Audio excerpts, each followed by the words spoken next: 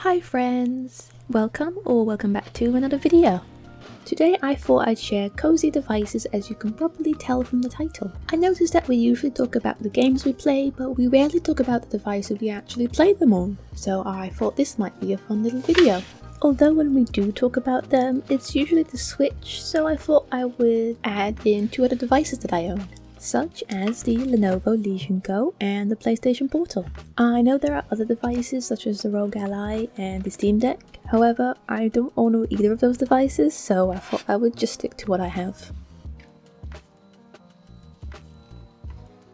So to start off with, I'll be using the Legion Go. It is quite a heavy device in all fairness. It has many buttons and a lot going on.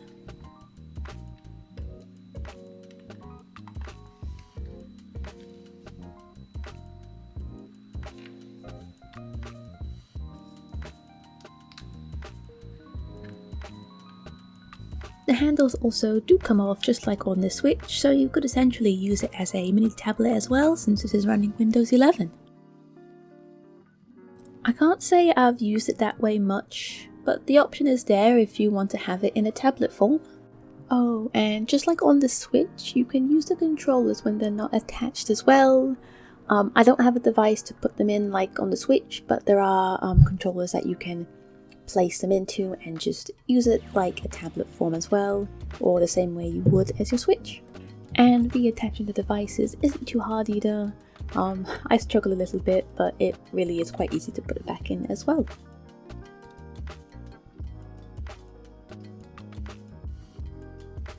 So I decided to use Palia as our test on all devices, since it's something I actually play and is compatible everywhere.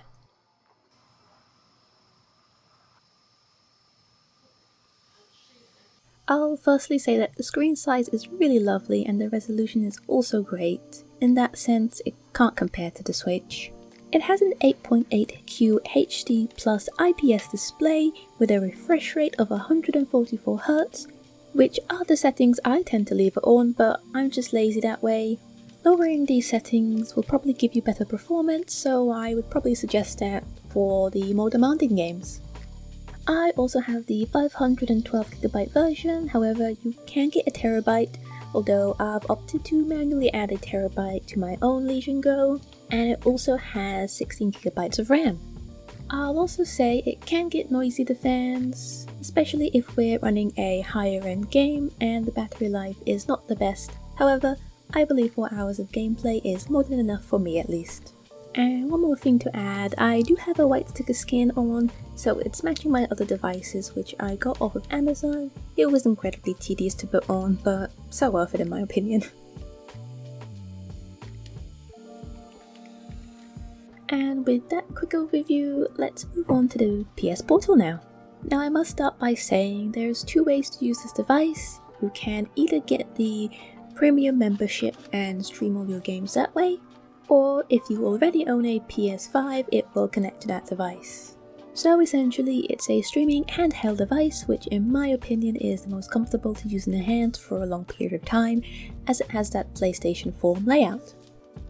The screen is actually really nice too in my opinion. It's an 8-inch 1080p LCD display which supports 60Hz refresh rate. It may sound not as good as the Legion or the Switch OLED, however I don't feel it's too noticeable unless like going from the base Switch model to either the PS or the Legion, which the difference in resolution is really noticeable there.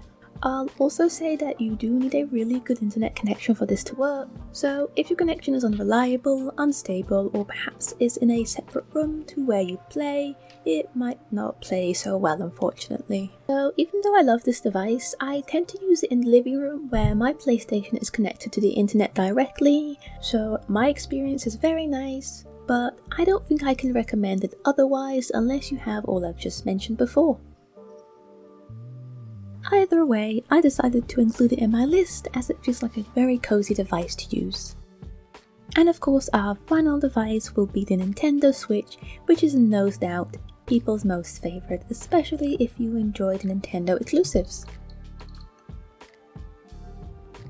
I do love the size of this device and I have played games on it such as Breath of the Wild, however I do favour the other devices. The performance, screen resolution and overall experience is better for the games I play, such as Genshin Impact or Hogwarts Legacy.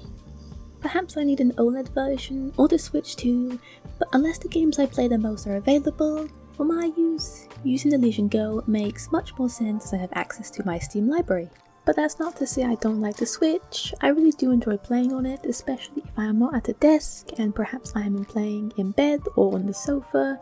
It is a lot easier to hold and quite enjoyable on there. I will say one thing about the Switch though, it is like the budget-friendly device, easy to get into for anyone. I can definitely see why it's the most popular, as the PlayStation Portal requires other devices and the Legion Go is actually quite expensive as well, so it makes sense why the Switch tends to be at the top of Cosy devices.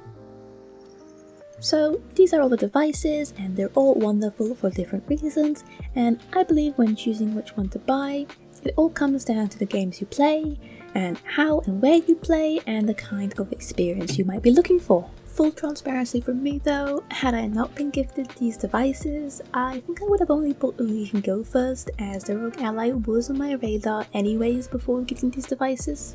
That's not to say I wouldn't eventually want the others like Switch for Zelda games, however, if you've got a budget like most, you'll want to choose the device that best fits your needs at that time, I'd say. Anyway, I hope you guys enjoyed this video, and perhaps next time I can do a further in-depth explanation of all the devices, including the ones I don't own just yet. So I hope you guys also enjoyed these last few clips of some gameplay, and I will see you all in the next one.